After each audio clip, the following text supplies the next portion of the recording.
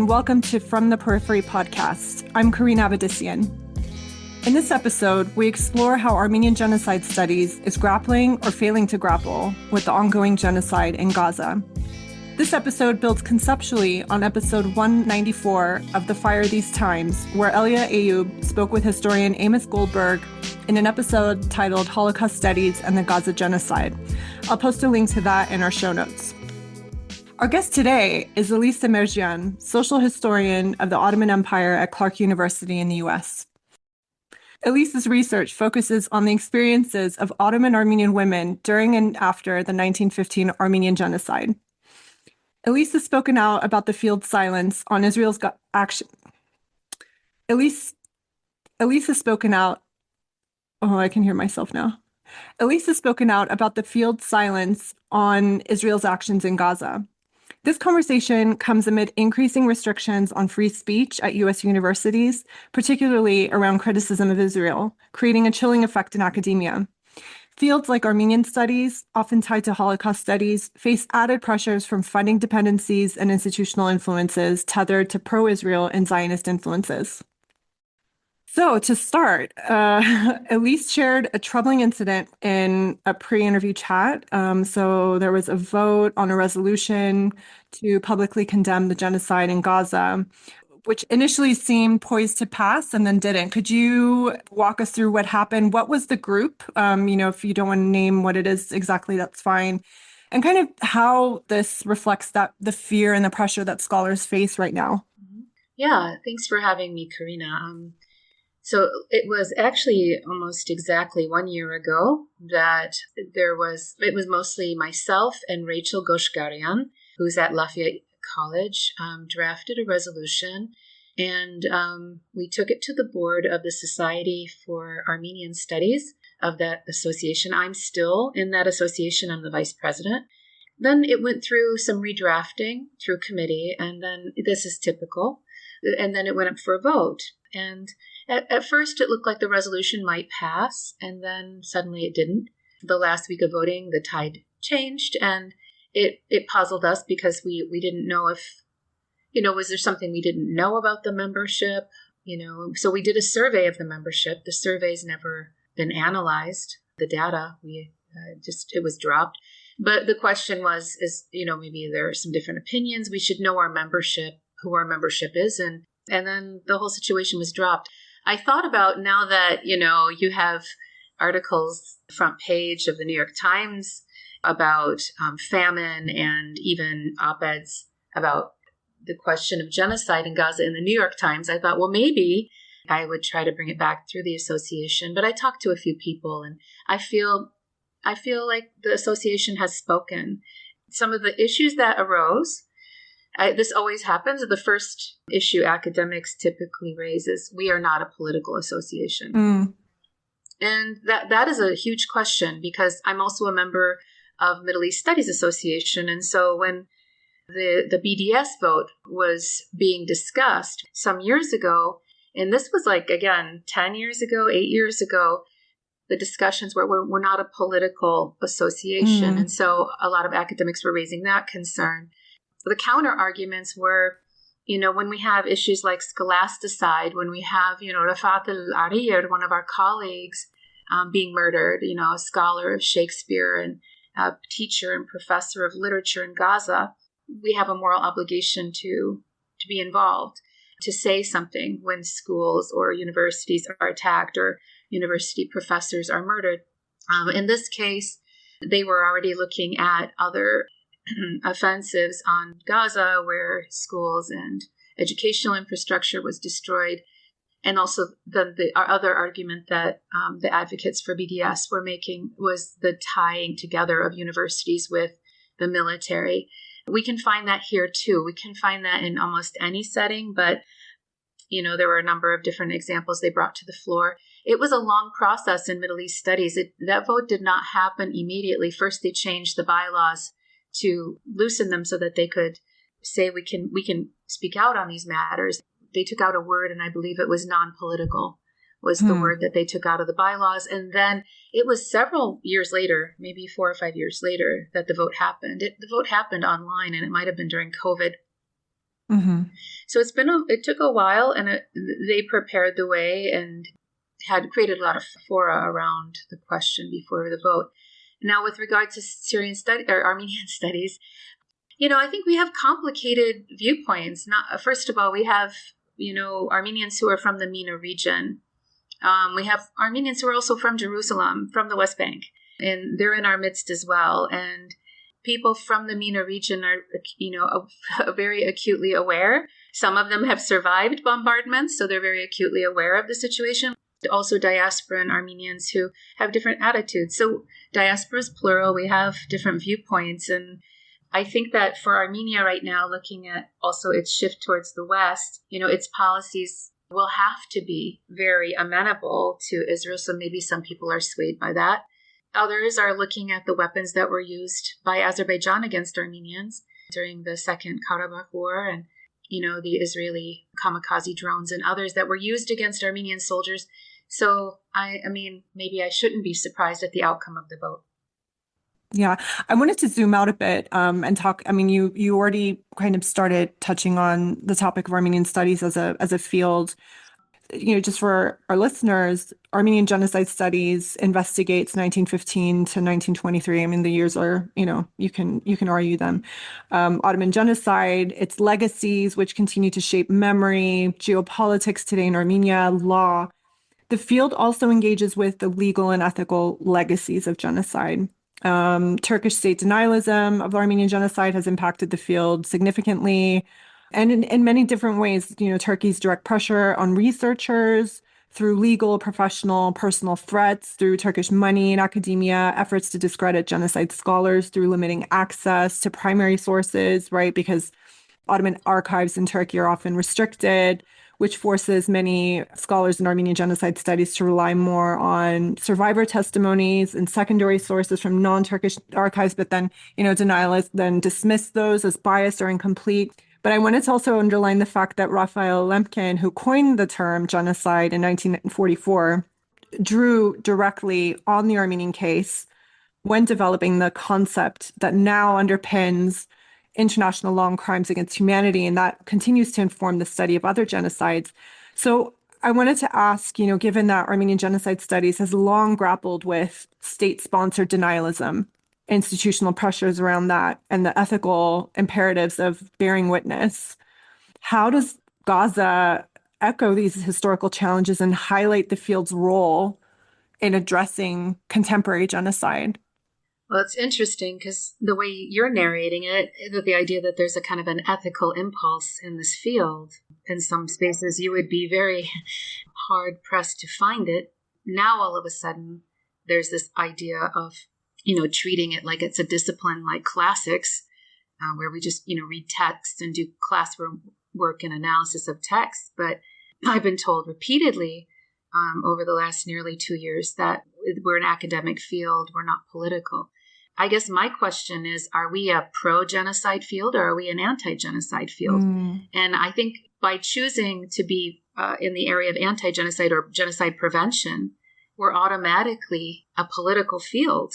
So I think this idea that somehow politics is separate from, maybe there's some really deep politics to like your analysis of Homer's Odyssey or something, but our field is built out of like a kind of an ethical imperative, as you've pointed out. So, and that imperative's been around for a very long time. To me, what's remarkable is how you have Armenians trying to document, very similarly to Palestinians in Gaza, documenting their own genocide in real time. Writing down testimony, recording testimony.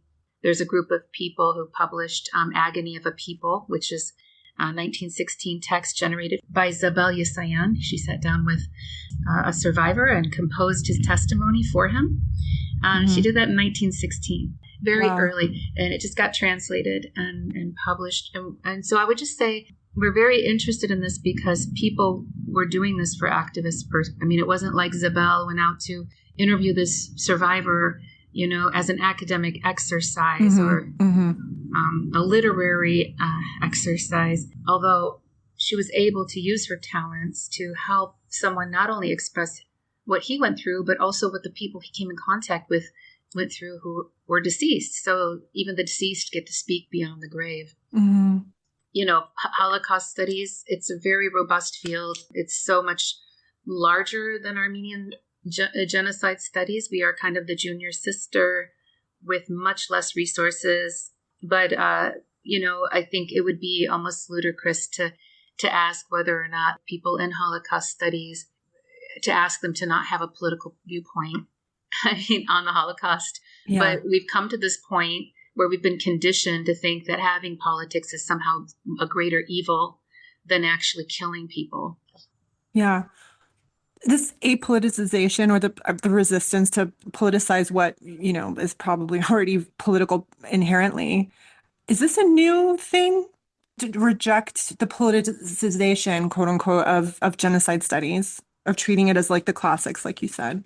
Well, I think people were just unaware that, at least in the United States, there is a kind of default politics to some of these fields. Can you imagine Armenian studies that's actually, anti-Armenian?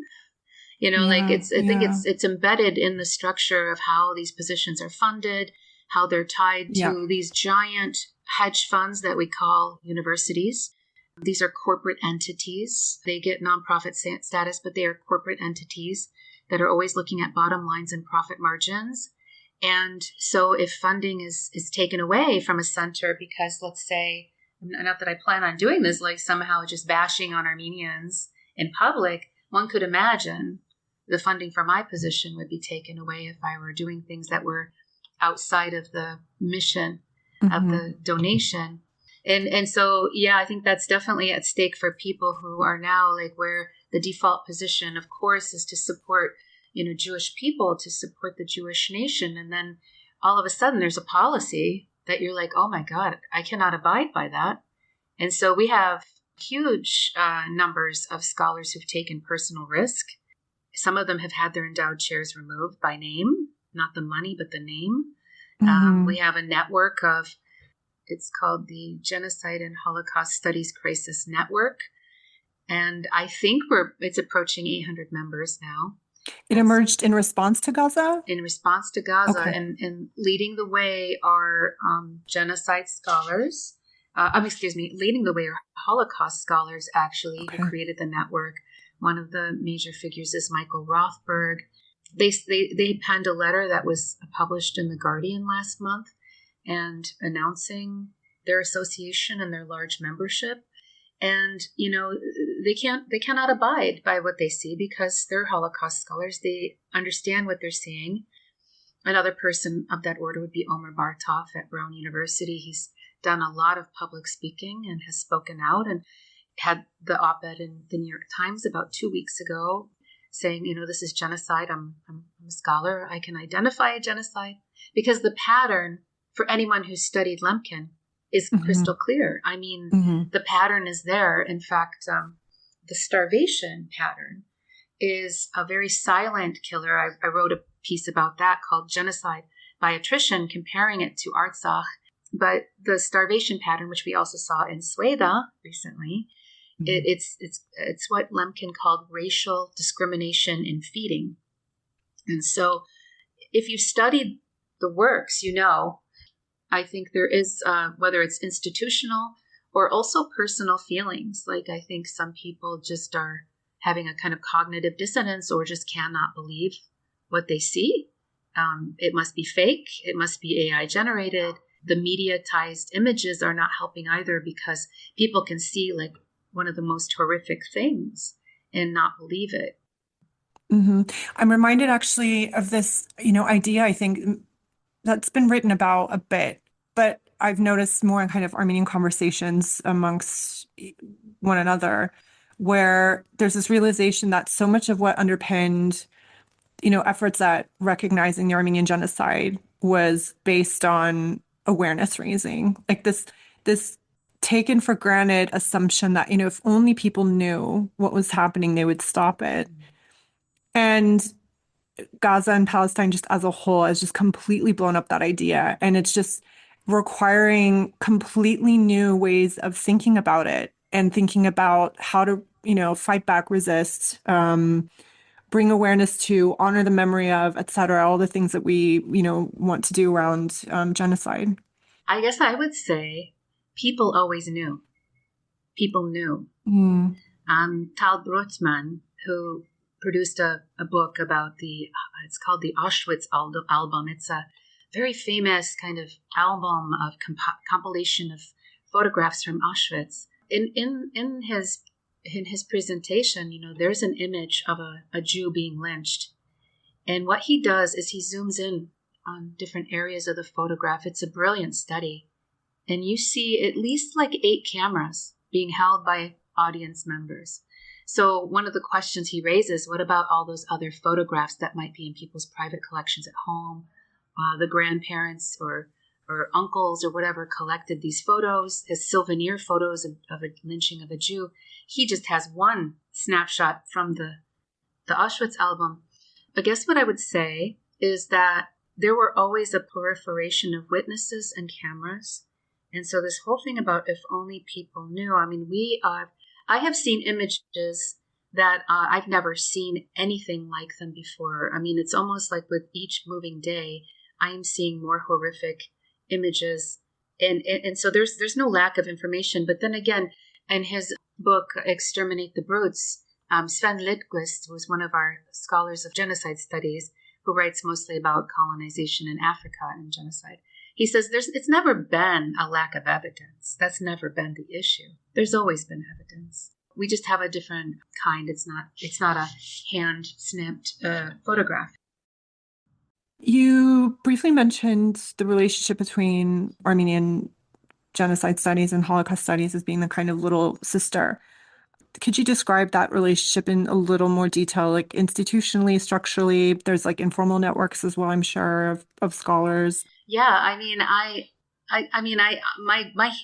intellectual heroes are in Holocaust and Jewish studies. Like I've long admired all of these scholars who I get to read and then be inspired to maybe reframe or rework some of our concepts in Armenian genocide studies or Armenian studies. So, I mean, a lot of the institutions that we have, I mean, like, for example, a very important one is the Holocaust Museum in the United States here in Washington, D.C., because students who don't work on the Holocaust are seeking funding because we are a comparative center. So where do they get funding if they're not working on the Holocaust? That's the huge question. And it's not only a question for students. I mean, if there's a scholar, I know you have your own research project too, like there's a scholar who wants to work on something, I'm always directing them to just mainstream institutions because I know there's no, that I know of, major granting agency that would give you a year or 6 months to work on a project. The funding is much more small and piecemeal. So Armenian funding, Holocaust Museum, and a number of other agencies that have also fellowships and have grants for students and internships and so we have some things but nothing on that scale, and it makes it so we're always scrambling for funding to fund the research, the actual research. My understanding is I think our community, the Armenian community, loves brick and mortar projects. Like they love to build buildings, but like the idea of, okay, there's somebody's going to write this really innovative book on Armenian genocide studies. How do we give that person a 12-month leave from work, pay them so they sit and write the book for a year? That kind of question doesn't seem to be at the forefront of our communities. Now, there's also this question of Holocaust and genocide studies. There's a scholar, his name is Ümit Ungür. He's Turkish, wrote an amazing book, The Making of Modern Turkey, that talks about the Armenian genocide, but also has some very important documents from the Ottoman archives about the beginnings of attacks on Kurds, if we want to call it like this long kind of ethnic cleansing or genocidal process against the Kurds. He's worked on Syria as well. He calls the field Holocaust and Genocide Studies. He calls it cucumber and vegetable studies. Why? Well, they're all vegetables, right? It's kind of a funny little thing he made up, but he used it in one of his essays in our forum on Gaza, and he raised some really important questions. He was basically saying, why do we call it Holocaust and Genocide Studies when they're all vegetables? Right?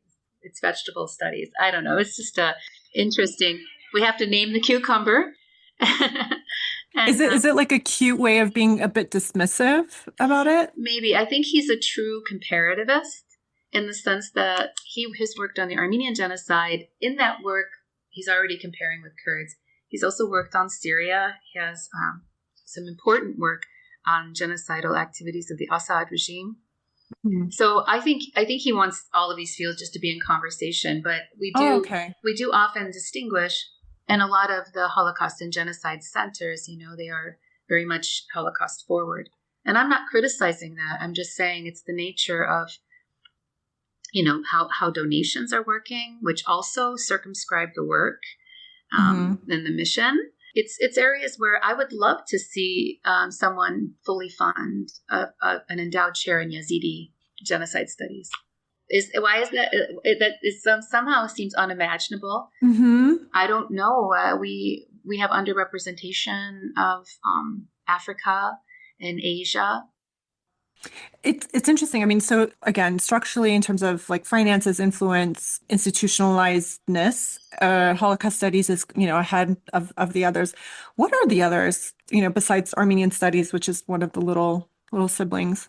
Well, we have a center emerging at University of Toronto. I mean, there is a center for Ukrainian studies, but Ukrainian studying genocidal patterns in Ukraine, abduction of children, forcible assimilation, refusal to acknowledge the existence of Ukrainian identity, that sort of thing, mass rape and gender violence. So, I mean, Ukraine is one.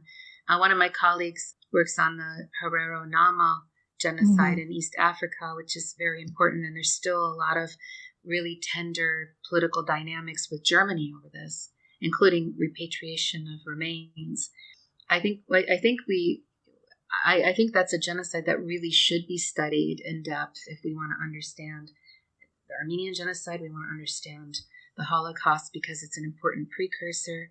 In general, like colonial genocides in Africa are just not given that much attention. I mean, I'm thankful I had a colleague for some years who worked on that, but now she's moved on to another university. Rwanda as well, probably. Rwanda, we do have, one of my PhD students is working on Rwanda, so we do have a lot of student interest in Rwanda. We have student interest also in Nigeria, in the Biafra. And so, I would like to see more people working on, I have a student working on the question of genocide in Syria. That field is emerging. I would say also there is a Palestinian genocide field emerging. And I don't know if people want to acknowledge it. They can not acknowledge it, but I think it's happening. Yeah. And we also had people who were already doing that kind of work before October 7th. There's a lot of people also analyzing the rhetorical frames between Palestinians and Israelis, the rhetoric of we're fighting Nazis in Gaza, as Amos Goldberg pointed out, as a kind of move away from the exceptionalism of the Holocaust and kind of using the Holocaust imagery to frame the Palestinians. But that also has been going on for a long time before October 7th. I would like to see more work on Yazidis. I will tell you, as having a student who's working on this, we have memoirs and we have travel narratives or people who've encountered journalists. And there are some people already working on applying the genocide principles and concepts to the case of the Kurds in Turkey. So there's a couple of works. They haven't come out yet, but I think that's going to also be a really important emerging. We generally need more scholars to engage genocide studies who are doing also Middle East studies. To connect with the broader field, or? Yeah, to connect with different fields. Like, let's say somebody wants to start thinking about sectarian violence in Lebanon. I mean, it would be really interesting for them to be in conversation with the genocide field. I'm very interested in what my students doing with Syria, and we've been reading some very new, very fresh scholarship mostly by Syrians writing about the Syrian war and genocidal practices there. Now, whether it's a legal case, that's the other question, because the Armenian genocide studies in particular, there are some scholars, and I don't dismiss their work, but they were obsessed with building dossiers to prove criminality, criminal intent, to build legal cases against the state of Turkey. I mean, maybe one of the most important for that would be the Hakan Dadrian as a sociologist, to building dossiers. There's others still doing that kind of work. And so there's always been that kind of impulse for some people in the field that makes it even more narrow. Like the work we're doing is very politicized, but in this narrow way of trying to build a case for The Hague, build a case for an international criminal case. I've noticed that the more recent studies, including yours as well, focus on the social and the kind of personal experiences of genocide that are actually, extremely instructive and informative on different levels. I think in many ways, I'm not a genocide scholar, I'm a social movement scholar, and I, still have, being of Armenian descent and having, ancestors who were genocide survivors. So much of the experience of, the legacy of genocide was a question to me in terms of, was this an event that kind of happened and then ended? And it's just like understanding the ongoing effects of it on, family, on society, on, geopolitics. There's so many levels of that. I remember hearing about peers who, years ago, who were wanting to become international lawyers to take Turkey to international court, one of the courts to, for genocide. And I thought that was so cool. The US then recognized the genocide. When was it? A couple years ago. And it was, so anticlimactic and was like, okay, whatever. And, for decades, so much of Armenian American activity was focused on that, on getting the US to recognize it. And then it happened and it was like, so what? Well, yeah, it's kind of interesting. It's a very singular agenda. I'm not here to bash anyone who says, like, wakes up in the morning and says, this is my duty in life, is to prove that the Armenian Genocide happened, which I think, again, no lack of evidence there, but prove that it happened, and then work towards, some kind of justice that would, be some kind of legal justice.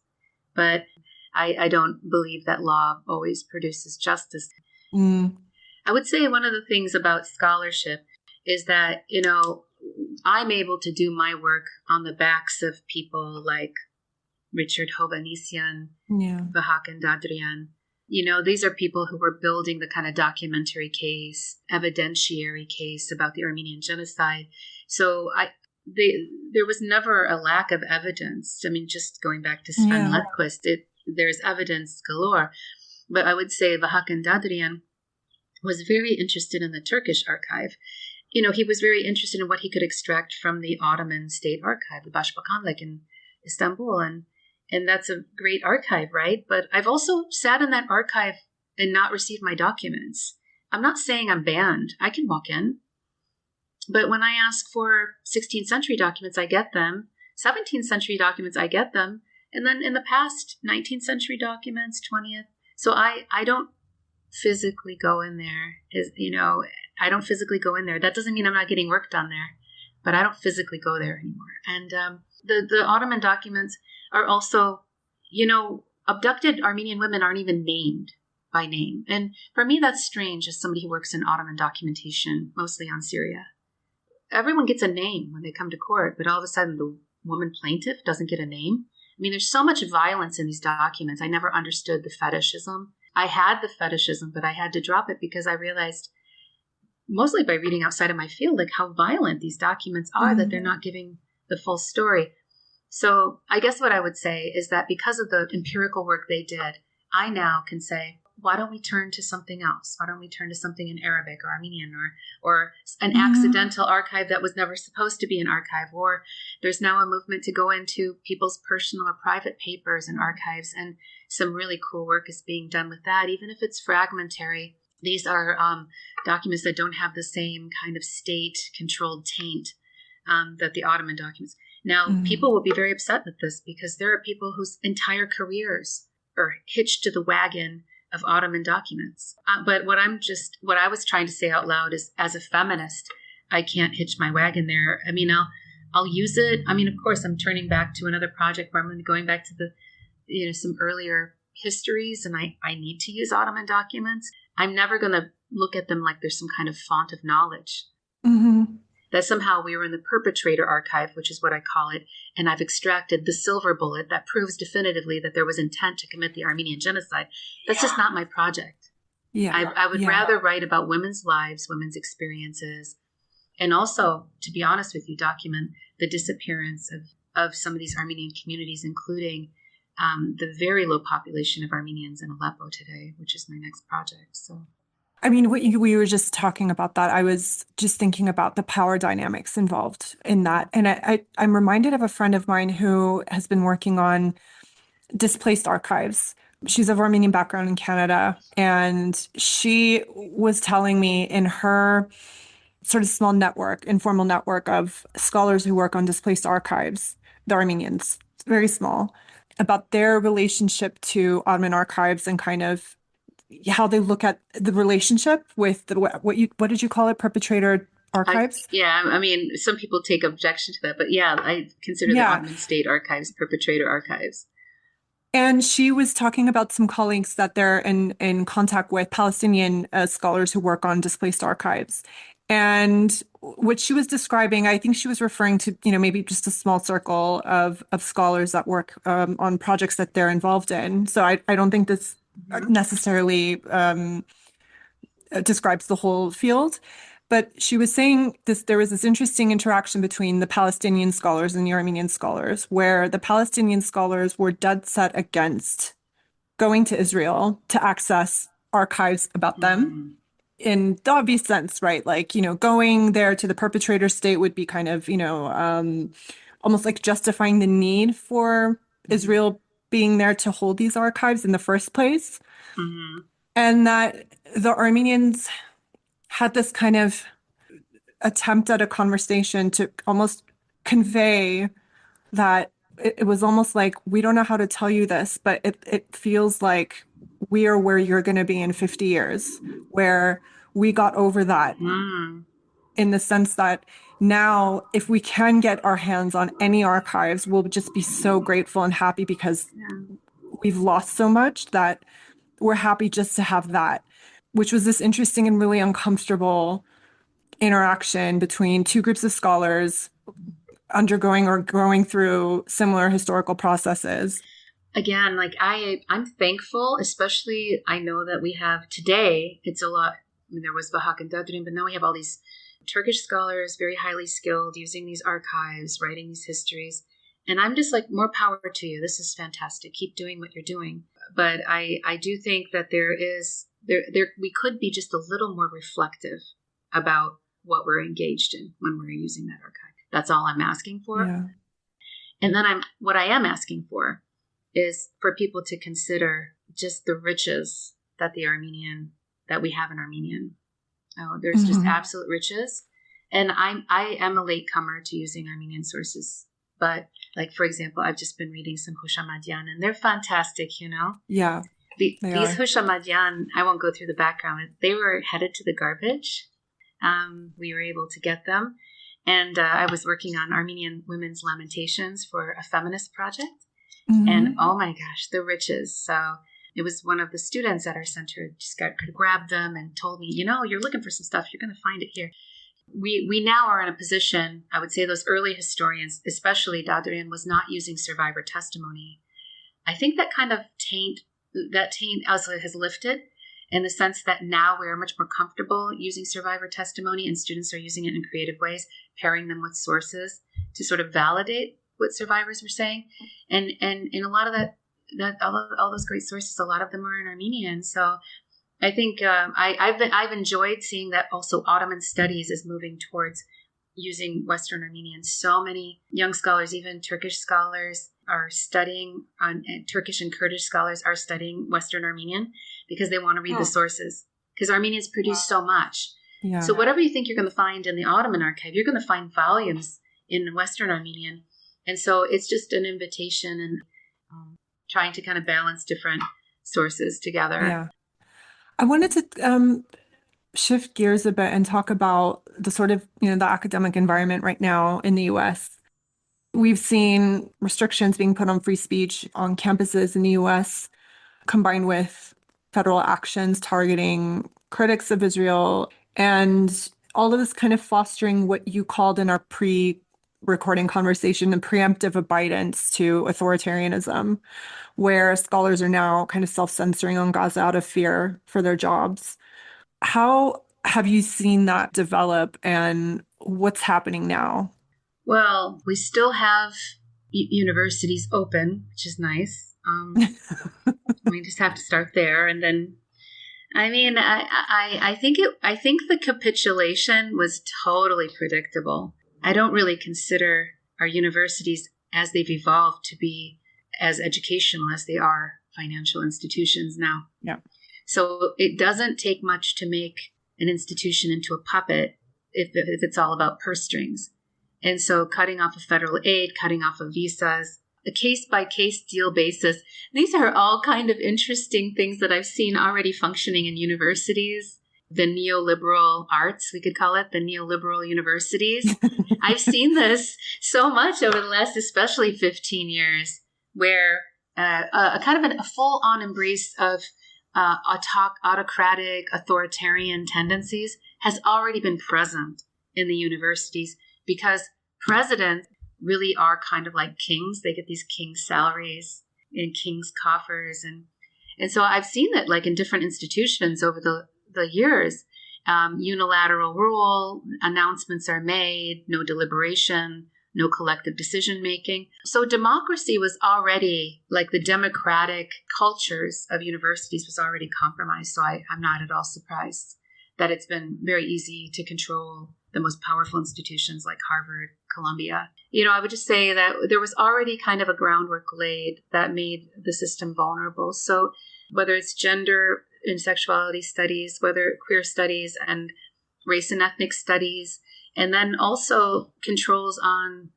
since the topic of this is Gaza, the passage of the IHRA or IRA definition of anti-Semitism on some campuses means that you really can't teach anything that might be construed as critical of Israel and its policies.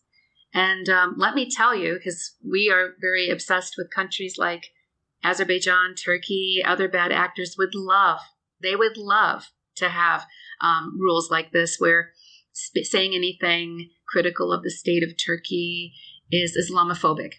Therefore, you can't. I can imagine that already happening. So I think we open up a window. And so once we've given up academic freedom and critical thinking, I really think we've formalized these institutions as hedge funds. And I'm using that term hedge fund because that's what Rashid Khalidi has called Columbia. It's just a hedge fund. I think they're all hedge funds of a sort. And I think that we're looking at trouble if these types of definitions pass. I personally, it's very subjective what is critical. And then I would just say at Columbia, has recently, both Rashid Khalidi and Marianne Hirsch published opinions in The Guardian. Rashid had a class of 300 that he was going to teach this fall, Middle East history. He's not going to teach it because he said he can't teach it in this environment where they passed this IRA definition. Marianne Hirsch, who is a wonderful scholar of post-memory, she also said, I don't know if I can teach at Columbia if I can't teach Hannah Arendt, because Hannah Arendt was also very critical of Zionism. So being critical of Zionism is also misconstrued as anti-Semitism when there's a long Jewish tradition of debating and critiquing Zionism. And Hannah Arendt being one of our most important scholars, especially for these times, to be reading her, it's just very devastating to think that it might be against school policy to teach somebody like her. I wanted to talk about the ethical and intellectual consequences of these sort of norms being established. Given these pressures, I mean, you're basically completely transforming the intellectual foundations of genocide studies in the sense, not maybe like institutionally, but the intellectual pursuit of study, of inquiry, of genocide, not in the classical, studying the classics, like you were saying. And, there's been some essays written by scholars of genocide studies who've been saying that this is basically the end of genocide studies, at least as we know it. Do you share that view? Oh, I don't know if it's the end. I'm somebody who looks at the past, and I'm not sure about the future. Yeah, there were some essays like published right after October 7th. One was in Al Jazeera. His name is Abdul Wahab Al-Effendi, published Gaza and the Dilemmas of Genocide Scholars. He was basically saying that the field itself is acting against genocide prevention. I think the whole academy is evolving. And first of all, I do not believe that most of our institutions will be open in a few years. I think many universities are going to close in the US because we already know that the federal funding is being weaponized, and it will be much more effective on poorer institutions. The other ones that stay afloat will comply. So maybe genocide studies will get up a field like white genocide studies, right? All you need is like a Koch brother to fund that shit and it will happen. And, maybe I'm being glib here, but I think that money talks, and people can use in an oligarchy, people can use their wealth in different, very powerful ways. And so if you're going to do things like close down the Museum of African American History, or shut down parts of the Smithsonian and have them you just sort of dictate the party line. I mean, we know that there are people in this ruling party who believe the fact of immigration from the global south is in itself a white genocide. I do think that some universities may close because this government is ready to defund if you don't comply. And that will affect genocide studies. What I've noticed with other kinds of austerity is that we had like a huge, when I first started being a professor more than 24 years ago, there was a huge boon to hire people in different areas to cover the global south, to cover Africa, to cover the Middle East.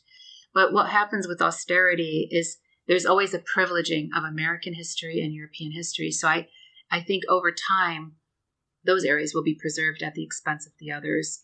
And by that, I mean the others, like the vegetables, like they're just going to be out there. So I'm saying this and I'm doing this. I want to acknowledge that I never thought that I would hold this position, and my position is an endowed chair. So I am in a different position, but the closure of universities and the closure of academic freedom affect me just as much as everybody else, because I don't know what the use of an endowed chair is if there's no university attached to it. So saving American universities, of course, is something I believe in.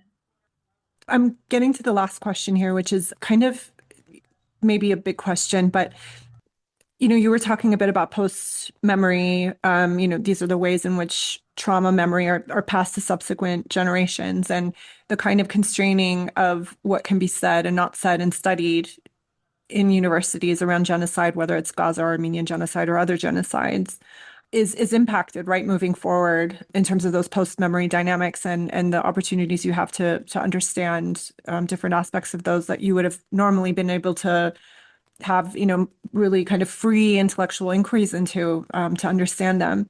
And then you had also mentioned the broader implications of this serving as a model for other authoritarian, autocratic states like Turkey, like Azerbaijan, like lots of other countries that would see what Israel's doing with the discourse around anti-Semitism and the formalization of sanctioning what is deemed, to be anti-Semitic. And then you mentioned a few scholars, Rashid Khalidi, Marianne Hirsch, and I wanted to ask what ideas are circulating right now, what conversations are being had in terms of resistance, in terms of alternative storytelling that could perhaps be, at least temporarily for now, until, everyone figures it out, a way to keep the study of genocide going. Boy. In terms of educating, continuing telling these stories. Wow. One of the things that I'm interested in, and some others, there's outreach, getting into the schools, talking to teachers, getting into communities. I think that's one way to do it. And there are people with far more money and vaster resources than we are who can do it. They've already formed different associations that will go and teach you these things from a particular viewpoint. But I mean, the idea that scholars doing it could actually offer maybe a little more balance and not be tied to a particular state's point of view. We did a lot of that post 9/11. I'd like to see more of that. I'd also like to see, I don't know how to even begin it, but when I heard that Rashid Khalidi was just going to take his class online and teach it for free, I think that a lot more of us need to be doing that kind of work. We used to call them teach-ins during periods of political crisis where we would all sit together for a day or two and just learn from each other. And so I think that's one way. You're calling it alternative storytelling, but I would just say alternative education or free and ongoing education. I know that there are places like some colleges and universities that are now offering degrees for free, especially here in Massachusetts, where there's great programming for education. I mean, I think there's ways to kind of reach people and make it at like no cost to them, just to kind of nurture curiosity. I mean, one of the things about these universities today, I think the more they become corporatized, the more that students are also looking at them a place where they kind of go through these certain motions and get a degree. But nurturing curiosity, which I try to do, it's very hard. It's hard to nurture curiosity. We're fighting the daily shocks of political life. We're fighting people's kind of ongoing residual emotional effects from COVID. We're fighting and trying to get students to be truly curious and separated from their phone and more interfaced with humans in long term could produce a better world. So for genocide scholars, I don't know if other genocide scholars are thinking this way, but I have appreciated Scholars for Peace. It's these videos that a number of Jewish studies and Holocaust scholars have made over the last almost 2 years. They're very informative. They're using TikTok and other things to get these messages out. I think we could use tech, but we could also use low-tech ways to kind of bring people together and offer what we're offering at a very high price at no cost to more people. Yeah. That was maybe a very long-winded answer. Sorry. No, that was great. Thank you so much. Would you like to plug your book? Oh, for our audience? Yeah, my book, Remnants: Embodied Archives of the Armenian Genocide. It's I've called it a kind of feminist reading of the Armenian Genocide, but it really does look very closely at embodiment, the body, as a kind of a target of genocide. And my premise is basically that genocide is a manifestation of extreme patriarchy and that we could never really understand it fully unless we examine how the perpetrator understands gender and sexuality and weaponizes it to unravel communities. Yeah, I invite you to read it. It's a difficult read, but if you can, it's also, originally I wanted it to be a scrapbook, and I couldn't get that to pass with my press, so we had to reframe it, restructure it. But you can read different parts of it. And the third part of the book is actually about bones and Armenian memory practices in and around Deir Zor. And I got to talk to Armenians who went there, who created their own memory practices in a place that's not very well marked, and also talk about some Arab deities, Arab descendants of Armenians who are also carrying forth the memory of the Armenian Genocide. Great, thank you so much. Thank you for having me.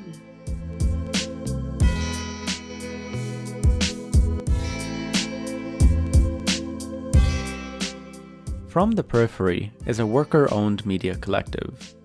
We focus on elevating voices, struggles, and ideas that are peripheralized and marginalized under mainstream journalism and academia.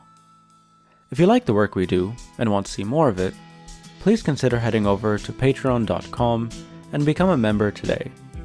For as little as $5 a month, you get access to exclusive content, an invitation to our monthly hangout, and to join the community that's been growing around our work.